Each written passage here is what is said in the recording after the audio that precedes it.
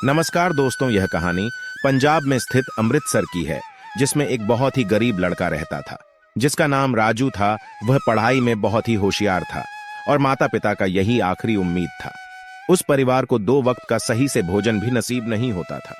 जैसे तैसे राजू के माता पिता मजदूरी करके उसे पढ़ा लिखा रहे थे। राजू के पिता की मजदूरी कर करके बुरी हालत रहती थी, लेकिन राजू के पिता राजू को अपनी हालात का एहसास नहीं होने देते थे और राजू को पढ़ाने लिखाने में कोई कसर नहीं छोड़ी। राजू की पढ़ाई खत्म हो गई और राजू एक छोटी सी नौकरी करने किसी कंपनी में चला गया और थोड़ा बहुत परिवार का खर्चा चलने लगा और साथ में आईपीएस की तैयारी भी कर रहा था।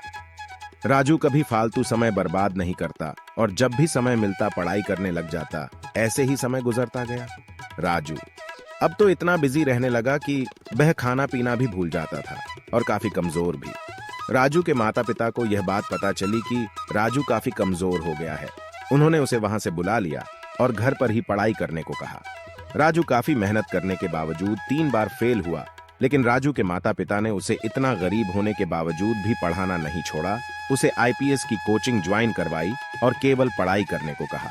एक दिन राजू का आईपीएस का रिजल्ट आया, जिसमें राजू अच्छे नंबरों से पास हुआ था। आज उसके पिता से ज्यादा खुश कोई नहीं था। ऐसा लग रहा था जैसे विजय का सपना पूरा होने वाला है, पर भगवान को कुछ और ही मंजूर था।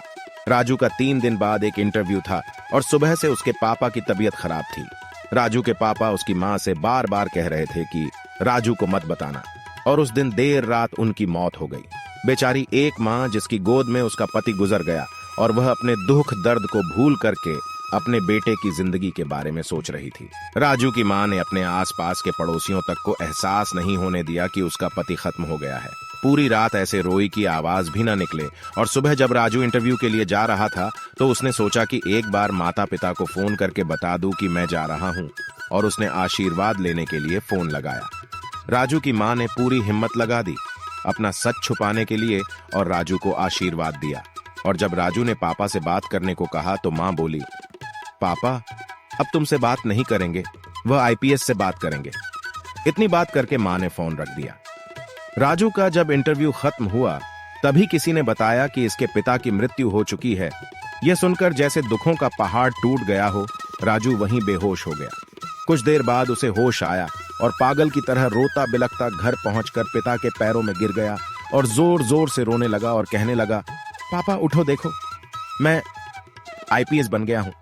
आज उसके पिता को वह खुशी मिली थी जिसका उनको वर्षों से इंतजार था, पर आज वह इस दुनिया में नहीं थे।